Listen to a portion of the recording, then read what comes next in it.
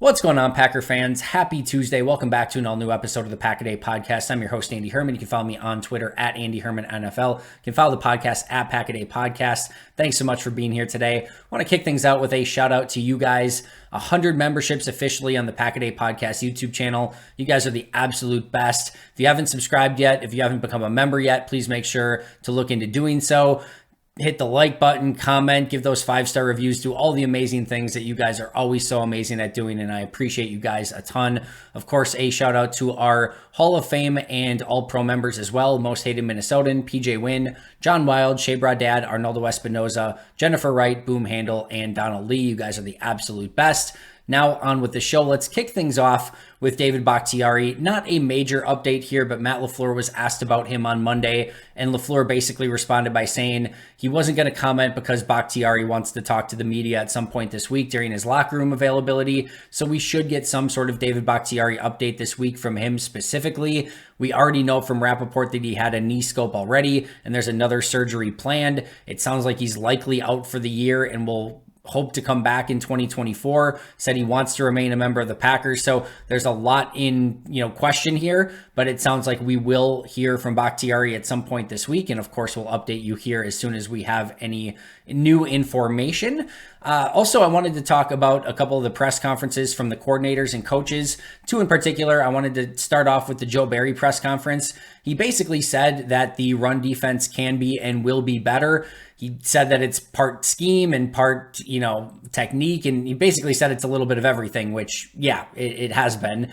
Now, his ability to fix the running game is probably what his job depends on, or at least the run defense, I should say, is probably what his job depends upon at this point. So, yeah, I would hope for everyone's sake that run defense gets better. It can't get much worse. As Wendell Ferreira points out on Twitter on Monday, the Packers are 32nd in EPA per rush, which is basically rushing efficiency, in this case, rush defense efficiency. But the Packers are 32nd in EPA per rush since Gutekunst took over as GM. The Packers are 32nd in EPA per rush since LaFleur took over as head coach. And the Packers are 32nd in EPA per rush since Joe Barry took over as defensive coordinator. So basically, this has been an issue for a while. It's been an issue since Goody took over. It's been an issue since LaFleur took over, and it hasn't gotten better since they've hired Joe Barry. Long story short, the run defense has been terrible, abysmal, whatever you want to call it. 5 yards per carry last season. They're at 4.5, which might seem like an improvement. It's just still not good enough, as has been evidenced by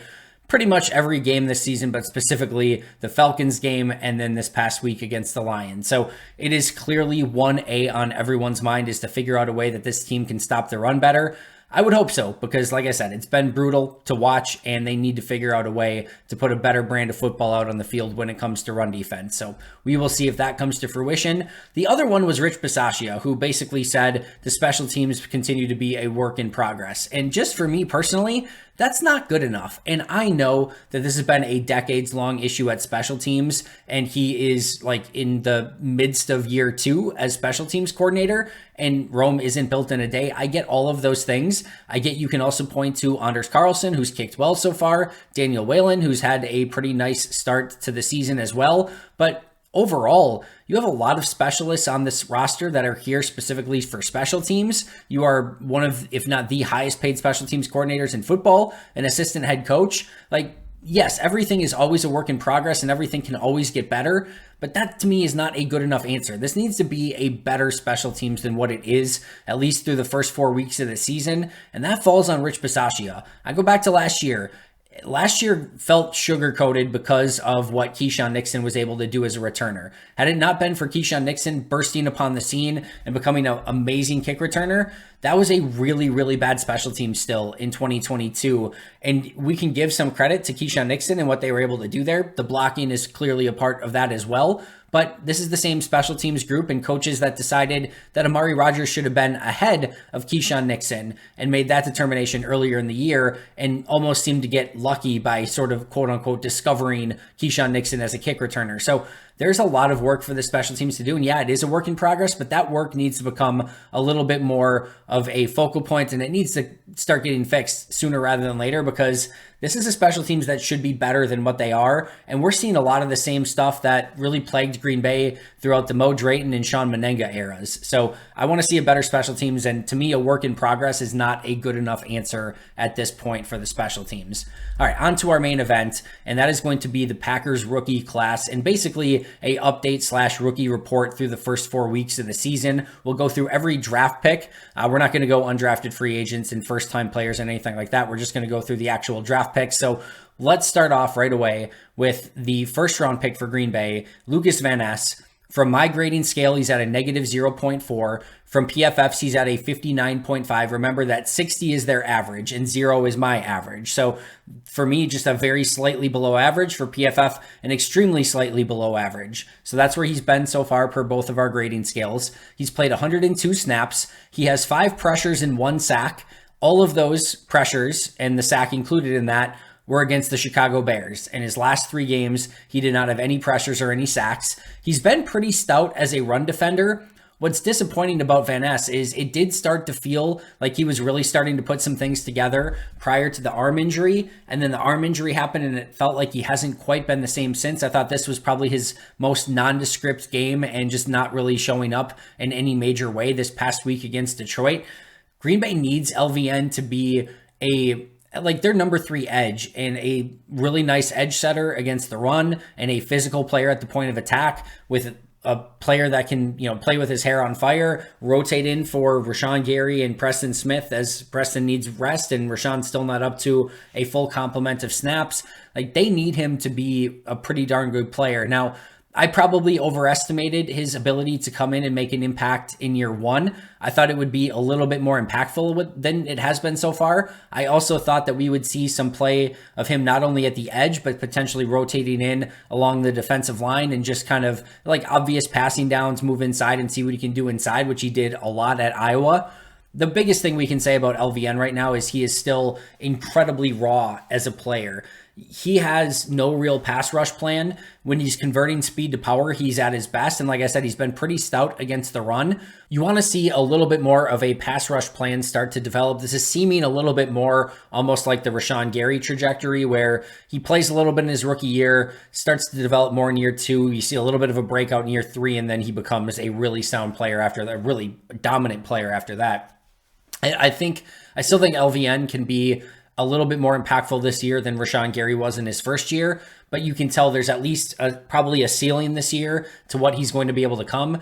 I do think that he needs a little bit more playing time once he's fully healthy, just to start developing and putting that pass rush together and just seeing what he can go out there and do. I also think we can talk pass rush plan and those sort of things, but he has Rashawn Gary in front of him where he has the perfect mentor to just go out and be like, oh, that's how he wins. And they're both freak athletes. They're both a little bit stiff. They're both explosive. They both have raw natural power. Just kind of go out and mirror your game after Rashawn Gary's. And I know that's one of the better edge rushers in all of football. That might be easier said than done, but you have that player right there to kind of watch and take leadership from. So I think what we can expect from LVN the rest of the season, I think he's going to continue to be a solid run defender. I think there's going to be flash moments that continue to, sort of flash off the page, but it's going to be a little bit of a work in progress. So not bad from LVN so far, but you can see that developmental learning curve is maybe a little bit steeper than, I'll just say myself, but I think a lot of people had maybe expected it to be. Not totally unexpected by any means, because this is a 21-year-old rookie coming out of Iowa who played limited snaps in his couple seasons. So we knew there was going to be some level of rawness to his game, no question about it. I just think and I'll say me again, thought that maybe the raw talent and power and athleticism was maybe going to get him a little bit further. But to that point too, I've liked more often than not what he's put up on tape. And I do think he was starting to come into his own even a little bit more prior to the arm injury. So there's still a lot of meat on that bone. I think we can see better from LVN. I think we can see more of LVN. Just hopefully that arm gets a little bit better and doesn't cause it to, hamper his playing style through the remainder of the year. I don't think it will. I think he's going to be fine. This time off coming up will probably do him well. And you just, hopefully see him continue to improve as the course of the year goes along. And number 2 is Luke Musgrave, their first second round pick For me, he has a plus 1.00 grade. For PFF, a 61.2 grade. He's played 171 snaps, has 12 catches for 125 yards. And this is the exact reason why, as excited as I was about him throughout the entirety of training camp and OTAs and minicamp, that I basically forced myself to remind myself over and over of like, these players take time at the tight end position. And I don't think that that's entirely true of Musgrave, to the point of like, if you look at some of these games so far, part of the reason why Musgrave hasn't been more involved is almost more due to how the offense has performed. You know, you go back to the Atlanta game and they had very minimal snaps in that game. Atlanta controlled the time of possession and had the ball, and like Green Bay basically kept going 3 and out in the fourth quarter. I think had the offense been in more rhythm in that game, we would have seen more Luke Musgrave. The Saints game, you had 3 quarters of just an offense that could not get in any sort of rhythm, couldn't get down the field, couldn't pick up first downs. That limited Green Bay's offensive snaps in that game, which I think limited Luke Musgrave. And then same thing against Detroit. It's 24-3. And then, of course, Musgrave goes out with a concussion right after that as well. So I actually don't think that this is indicative of that like Musgrave needs more time to come along. I think it's almost been a little bit more of like circumstance, because I still go back to like preseason training camp and, you know, family night and how much they targeted him and how much he's involved in the offense. He's clearly tight end 1. I think the interesting thing for Musgrave is I would have expected more, you know, passing production up until this point. Like, you know, his involvement in the passing game, I would have expected a lot more, probably at least a touchdown already. I would have expected, you know, probably just more like even just schemed up plays for Luke Musgrave. And we haven't really seen that so far. That's a surprise to me. The bigger surprise is I was expecting nowhere near the run blocking that he has been able to go out and you know, sort of display so far. So it hasn't been perfect. It hasn't been great, but it's been pretty sound. And like, there are things that you can build off of here for Luke Musgrave as a run blocker. So overall, still extremely excited. We have seen the thing on his scouting report show up in camp, preseason, and now in the regular season, that he's got a little bit of that unbalanced and almost stumbling ability after he catches the ball, and sometimes in and out of his break. Sometimes it feels like this, you know, insanely tall, insanely, you know, big tight end is almost like too fast for his own body. And you can almost see him like get out of control at times. So that's something that you can just tell he's maybe, you know, going through like how to do everything in the NFL, maybe thinking a little bit too much and maybe just trying to go a little bit too fast where the game hasn't slowed down for him yet. Extremely, extremely bullish on what Luke Musgrave is going to be able to be for this offense long term. But this is why we preach, and like I said, I preach to myself, patience, because as tantalizing as it was to, you know, say like this is going to be a player that comes on the scene and just breaks out in a massive way, these things usually take time, and we've seen it take a little bit of time. I do expect more out of Musgrave moving forward through the remainder of the season, and I think they're going to make it a little bit more of a focal point to get him involved. I think they need to. I think they need his playmaking ability over the middle of the field. I think Matt LaFleur needs to find a way to scheme him up a little bit more and get him in some advantageous positions. And then you also need to see Jordan Love and Luke Musgrave hit on some of those. I mean, this looks totally different if, you know, the Musgrave like pop-up throw, if he's able to catch in stride and get into the end zone. There was another one where along the sideline, I think it was against Chicago, where Musgrave and Love weren't on the same page. You've got the big play down the seam. Was it, I think, against the Saints? You know, where you've got the big explosive play there and Love overthrows him. If they hit on a couple of those, like, we might be talking about Luke Musgrave's number being like, you know what, 16 catches for 250 yards and like 3 touchdowns already, which seems a whole heck of a lot different. So I think just that timing and rhythm with Jordan Love is going to go a huge way in us starting to see Luke Musgrave be a more productive part of the Packers offense, but really excited about who he is already as a player. 2B, Jaden Reed, plus 0.7 grade for Reed on my scale, 69.0 grade on PFF scale, 150 snaps, 12 catches, 203 yards, and 2 touchdowns. We've seen the playmaking ability. We've seen a bit too many drops from Jayden Reed so far, and at times there's a little bit of an inability to separate, and you want to see him become a little bit more nuanced as a route runner and just gain that separation a little bit easier. But you also see that Matt LaFleur is in his bag with using Jayden Reed as a little bit of a move piece, a chess piece, where he can line him up all over the place. We've seen him lined up in the backfield. We've seen him on the little jet sweep on the toss where or the pop pass where he comes around and makes it to the end zone and just outruns everyone. We've seen him used as a punt returner. So there is a lot to like about Jayden Reed so far. He's going to continue to get better and better. Not sure how you can't be excited about him as a player and as a prospect. We saw him come down with the big deep ball catch down the field. He almost had the touchdown pass on the fade this past week, just came down a little bit out of bounds. Love led him a little bit more towards the sideline than probably needed, and didn't really give him an opportunity to get his feet down, but it was still a really nice catch from Reed. So I think Reed is just starting to get into who he can become as a player, and I think there's a lot more there to be excited about long term as he continues to develop. But this has been a really, really nice start for Jayden Reed so far.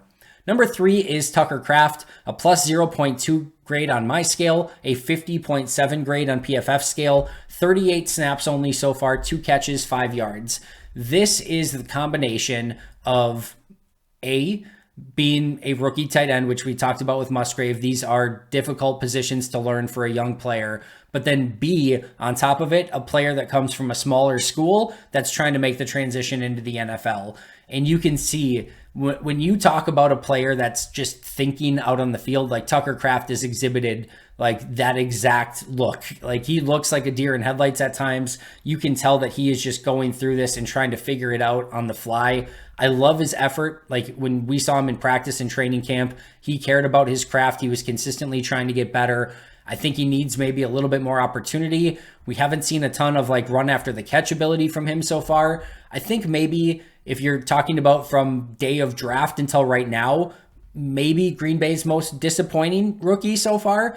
But I think this is one that you have to preach patience with based on the small school tight end at a position that's really tough to transition from college to the NFL anyway. And I think he will start to get better with time, but this one's going to take a little bit of time, and I'll preach patience with that player as well in Tucker Kraft. So we'll see what he can do the remainder of this season. Number 4 is Colby Wooden, a 0.00 grade on my scale, 56.9 by PFF, 101 snaps so far, 6 pressures, 0 sacks, 4 of those pressures, you guessed it, also against the Chicago Bears. This is an interesting player. Right now, you can tell that Colby Wooden not quite up to par from a physicality standpoint when it comes to playing in the run game. Sound familiar? It's sort of been an issue for Green Bay defensive players over the years, but you can tell that there is a willingness there. There was a goal line play that I tweeted out. I think it was in week 2, but he is like holding up against a double team on the goal line against 2 big offensive linemen, and he's just like getting his feet into the ground, playing with good pad level, and just standing them up, which was awesome to see from Colby Wooden. Now, there's also, unfortunately, a lot of plays on tape where he's not exactly holding up against the run game and will get blasted out of his gap by double teams, and you'll just see him get turned around and spun around. Like, it's going to take some time for him to put on some functional strength and just become a better pro at stopping the run. There's a little juice there as a pass rusher. This is more of that gap penetrating defensive lineman that we've talked about, that you like to see him shooting upfield and penetrating gaps. You can't just live in that sphere entirely. You have to also be able to hold up at the point of attack, which has been a little bit of an issue. But I like Colby Wooden. I think he's a really nice 5th defensive lineman that can rotate in. We've seen him basically get passed up by Carl Brooks, who we'll talk about in just a little bit, from the fourth defensive lineman, to the 5th defensive lineman.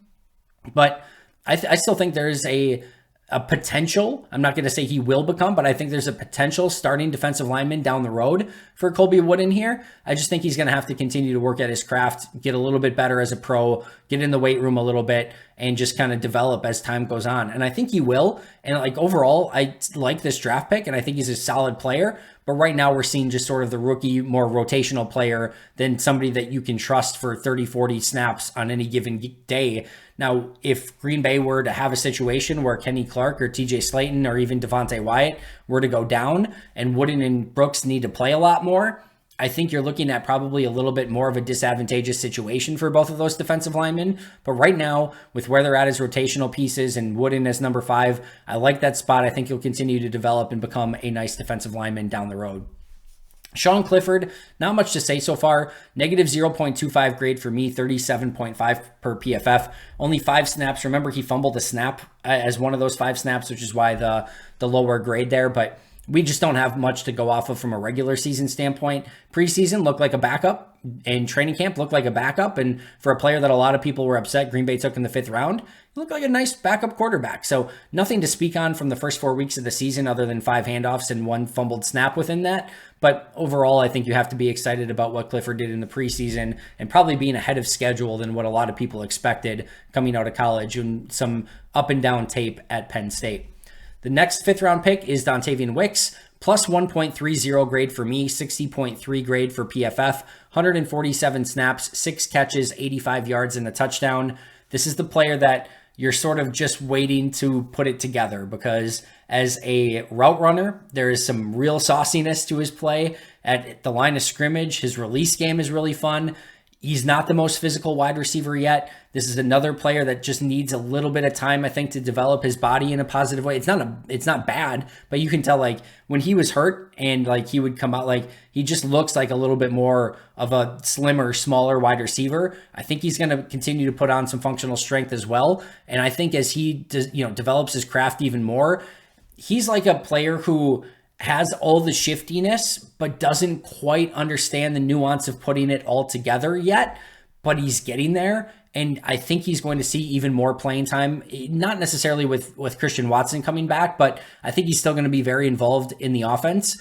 I think you're going to see this be a player who probably is wide receiver 4 right now, but continues to get playing time, continues to master his craft, and I think this can be a legitimate starting wide receiver down the road. This is the guy who played the most snaps of any wide receiver week 1, got the flea flicker to start game 2, and has been, like I said, a pretty involved piece in this offense, and I very much expect that to be the case. Very, very excited about Dontavian Wicks long term, and in the meantime, he's starting to put some of those moves and jukes and everything else together to become a player who can separate and should get more playing time ahead because of that. Number 6 is Carl Brooks, negative 0.35 grade for me, 57.4 grade for PFF, 111 snaps, 7 pressures, 2 sacks. The grade is a little bit lower. A lot of that is run defense. Surprise, surprise. But this is a really fun player who I think is going to be not only a rotational piece along the defensive line, I think he is a very clear eventual starter. He has one go-to move right now where he basically takes both of his hands and like kind of like cuts inside and basically just with, raw force, just takes the other player and like chops their hands away and like moves them to the side and then gets a little bit of burst up the field. It's a great move. He's going to have to figure out counters on it, and he's going to have to figure out more of a pass rush plan because players are going to start to key on it a little bit more, which will probably slow down that specific pass rush.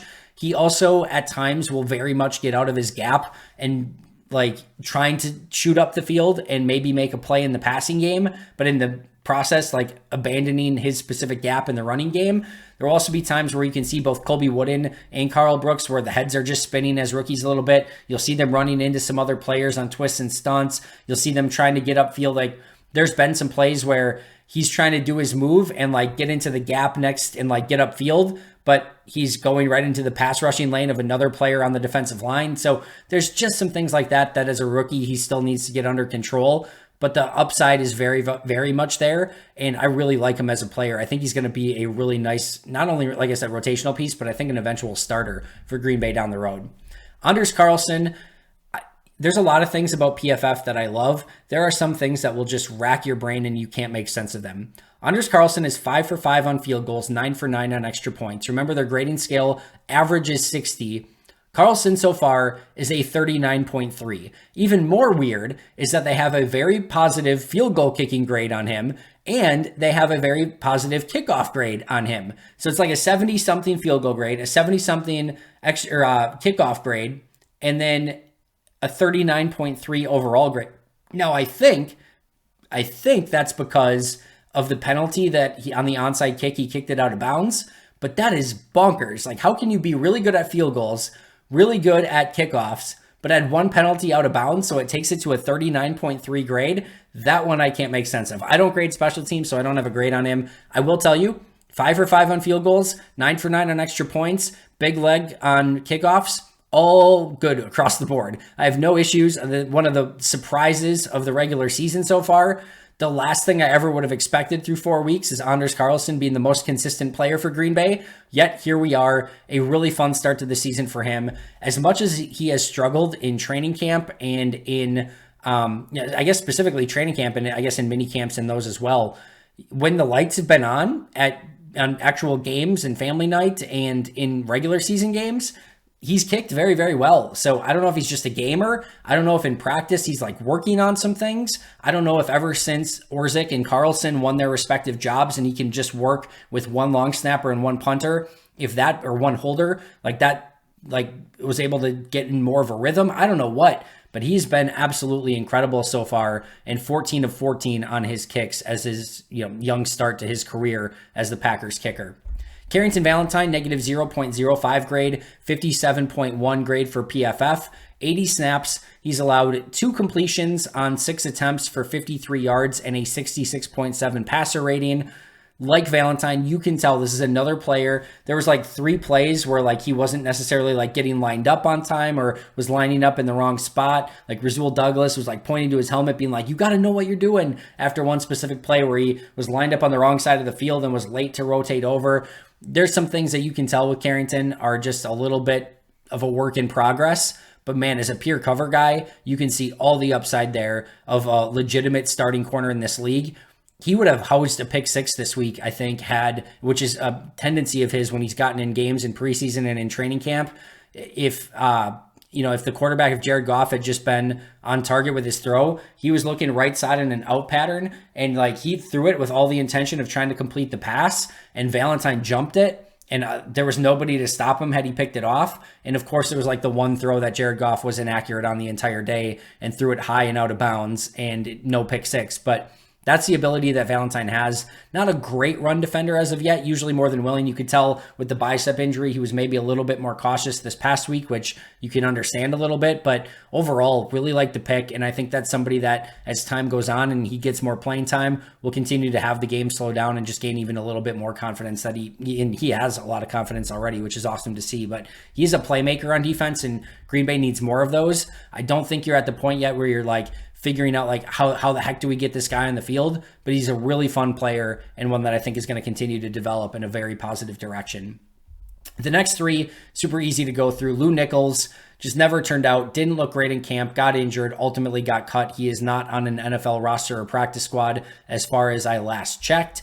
Anthony Johnson Jr. has been a complete redshirt. There was the game 2 or 3 games ago where they only needed 1 inactive player because everyone else was hurt. Everyone else on the inactive list was hurt and injured. So they only needed to deactivate 1 active player, and they chose Anthony Johnson Jr. So this so far has seemed very much like a redshirt season for Anthony Johnson Jr. I don't think they have any intentions of getting him in the game either on defense or special teams at this point. So we will see if he is able to work his way into the rotation as the season goes along. But right now, basically a redshirt season for Anthony Johnson Jr. And then Grant Dubose currently finds his spot on the practice squad. Would expect him to be I would expect them to go with Bo Melton first if they called somebody up. Had some fun plays at the end of camp and in preseason, but was injured through a lot of that, and is another player that just needs to put on a little bit more strength and also just needs to get a little bit more nuanced as a wide receiver. But I think there is some upside there to eventually become a number 5 or number 6 wide receiver that you can have on your roster. But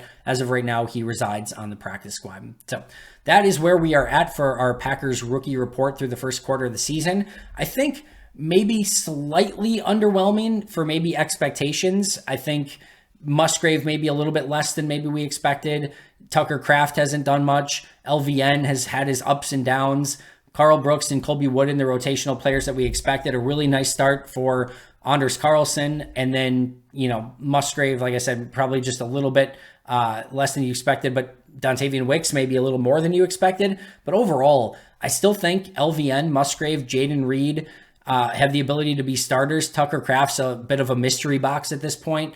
Colby Wooden and Carl Brooks, I think at minimum are going to be long-term rotational defensive linemen, if not potential starters in maybe a year or two. Dontavian Wicks has a ton of upside. Sean Clifford looks like a nice backup. Anders Carlson looks like he could be the future as the kicker in Green Bay. Carrington Valentine looks like he could potentially be a starter down the road. And they still have Anthony Johnson Jr. and Grant Dubose as potential lottery tickets. And then the only one not on the roster in any capacity is Lou Nichols. So not bad. But maybe just a little less than we've expected so far, but I still am very bullish overall on this Packers rookie class.